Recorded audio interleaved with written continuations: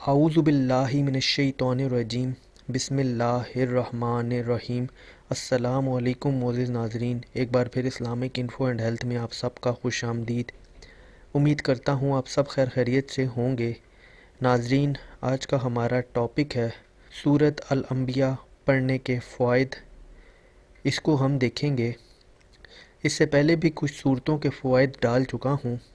اللہ تعالیٰ نے کسی بھی چیز کو بے مقصد پیدا نہیں کیا، اسی طرح کوئی بھی قرآن کی سورہ پڑھنے کے اپنے اپنے فضائل ہوتے ہیں اور آپ اس سے مخصوص فوائد حاصل کر سکتے ہیں۔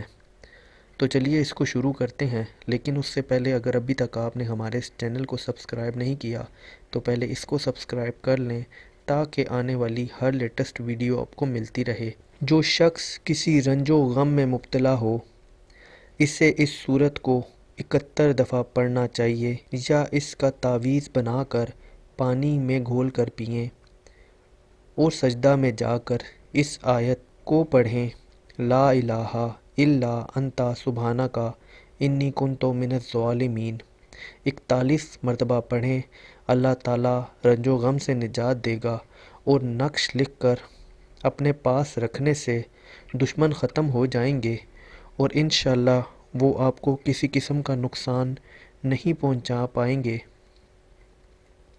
اگر کوئی شخص پریشان حال ہو، اکثر پریشان اور غم زدہ رہتا ہو تو ہر روز 3 بار باوضو سورہ انبیاء پڑھے، انشاءاللہ جلد ہی تمام غم اور پریشانیوں سے نجات حاصل ہوگی۔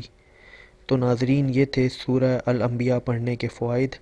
امید کرتا ہوں آپ کو ویڈیو پسند آئی ہوگی۔